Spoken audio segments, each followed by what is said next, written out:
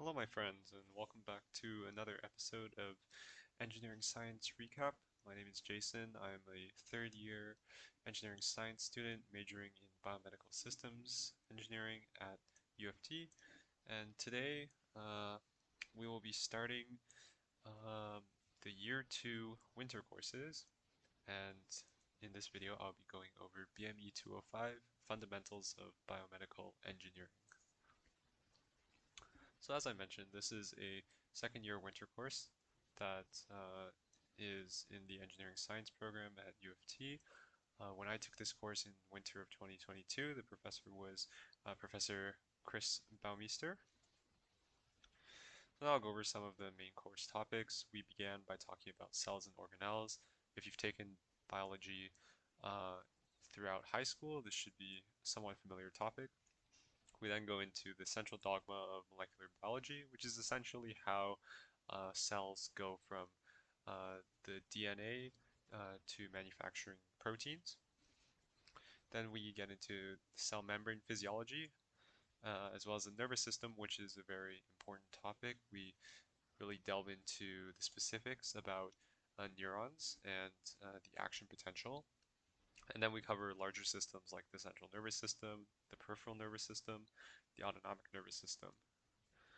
Another major topic in this course is muscles. We talk about the different kinds like skeletal muscle, cardiac muscle, and smooth muscle. And then we go into discussion of blood pressure as well as the respiratory system. And overall, we bring it together by talking about regulatory feedback mechanisms that help keep us alive. So today I'll be going over two questions from the midterm that I took on March 3rd, 2022. I'll be going over questions 5 and 6. And these questions, decided to cover both because they cover very similar topics. In fact, they deal with the same scenario of membrane physiology. They deal with neurotransmitters at the synapse. And to answer this question, we need to have an understanding of Gibbs free energy, as well as the Goldman-Hodgkin-Katz equation. I know that's a mouthful. And the Nernst equation. So I'll explain what all of those terms mean when we get to them, but this is question 5. So in 5a, we're given the intracellular and extracellular ion concentrations in an old neuron cell in this table. Answering in 2 sentences or less, what will happen to the postsynaptic neuron if a presynaptic neuron releases GABA upon it? And in 5b, we're asked to calculate the Gibbs free energy in correct units to 1 decimal place and explain how it supports our answer above. So this is a 2-sentence answer for part A of question 5. So first of all, GABA will open ligand-gated channels that will allow chloride ions to flood the postsynaptic neuron. We should know this based off of our understanding of GABA as a neurotransmitter. We know that it's inhibitory, and we know that it's ligand gated and it opens ligand gated channels for chloride.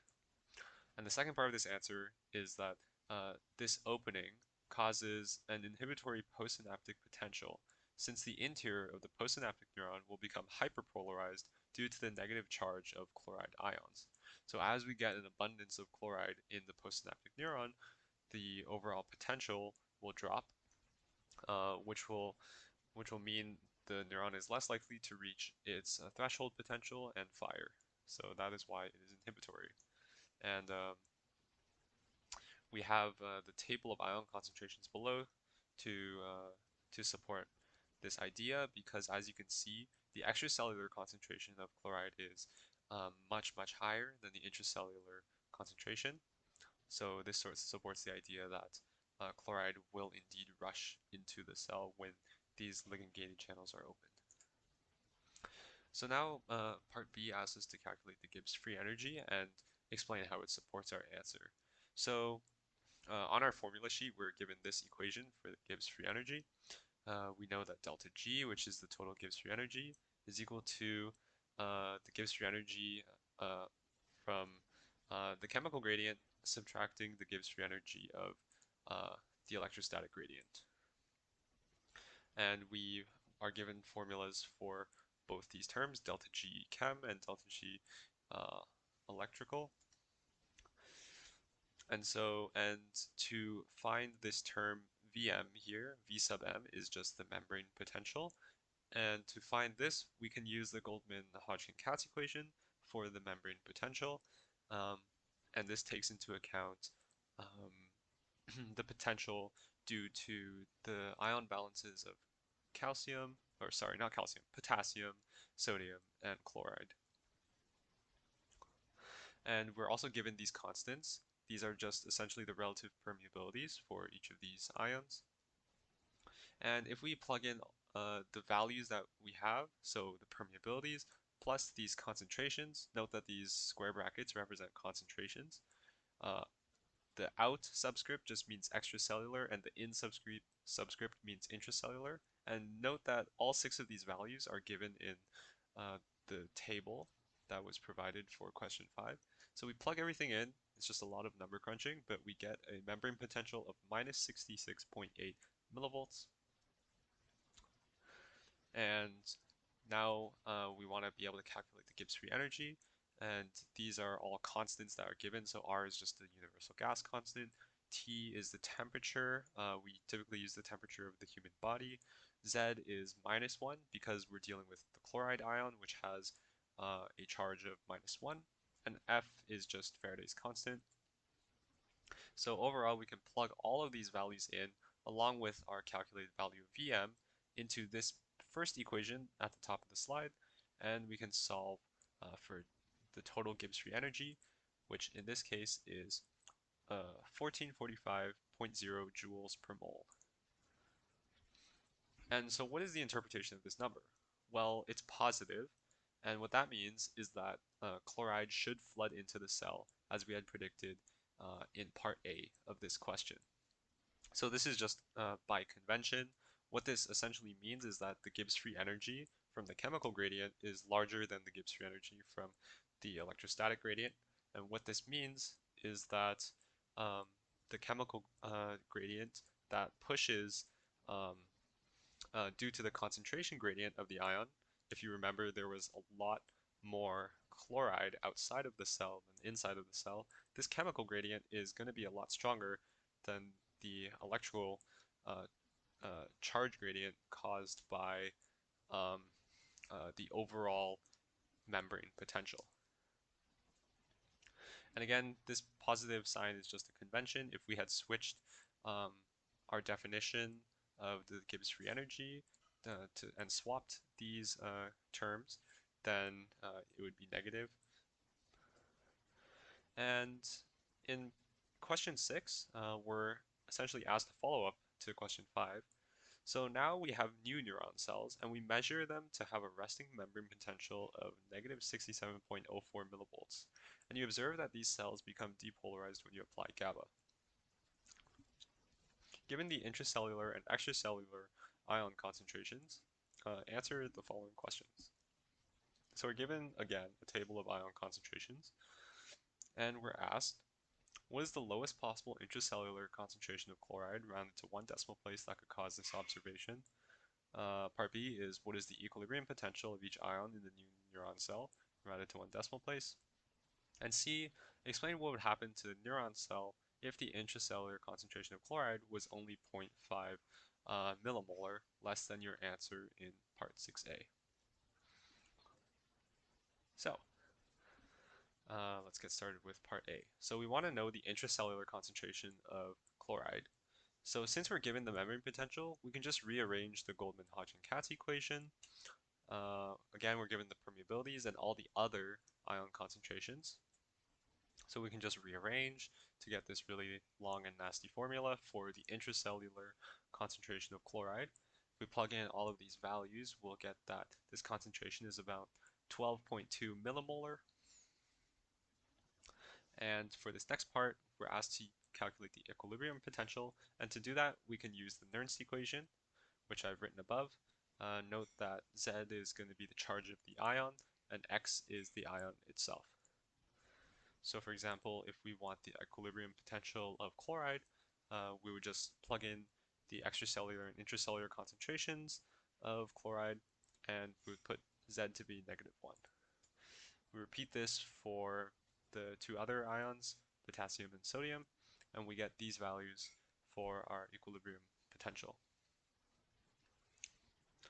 So what this means, what these equilibrium potentials mean, they essentially tell us what the membrane potential needs to be for there to be equilibrium with regard to a specific ion. So for example, in the case of chloride, since the equilibrium potential is minus 66.5 millivolts, what that means is that the membrane potential Vm has to be this value in order for there to be no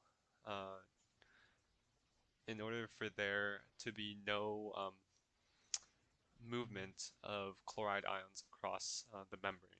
So in question 5, we saw that when the channels would open, that chloride would have a tendency to rush into the cell. But if the membrane potential were this specific value, then it would be at equilibrium, and even if the channels were open, there would be no net movement.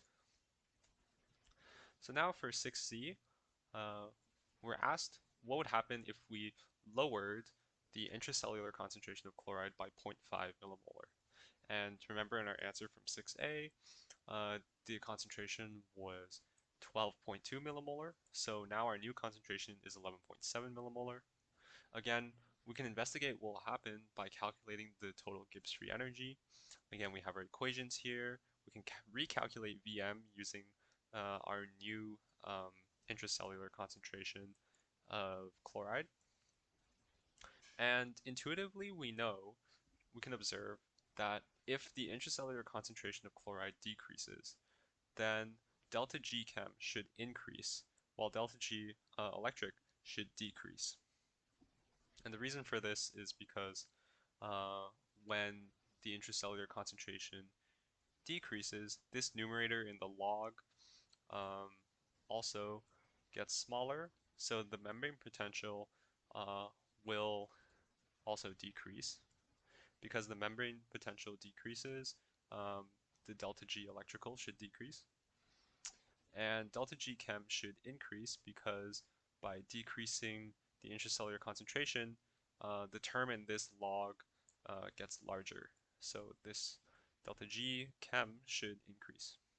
So overall, that means delta G will be more positive overall. And as we see, it is a positive number now that's greater than 0. It's 99.1 joules per mole. This means, because it's positive, that chloride should flood the cell, which means that the postsynaptic neuron would become hyperpolarized. But in question 6, it was stated that the cell would become depolarized when GABA was applied. So now we can see that by changing the intracellular concentration of chloride slightly, that we get a completely different behavior within the postsynaptic neuron.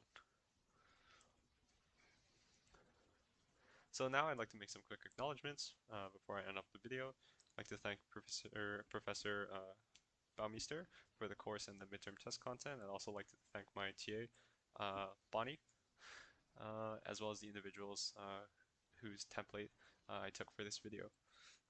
But yeah, thanks so much for watching. I'd also like to add a note. So for this last part, where we discover that there is a new behavior involving GABA.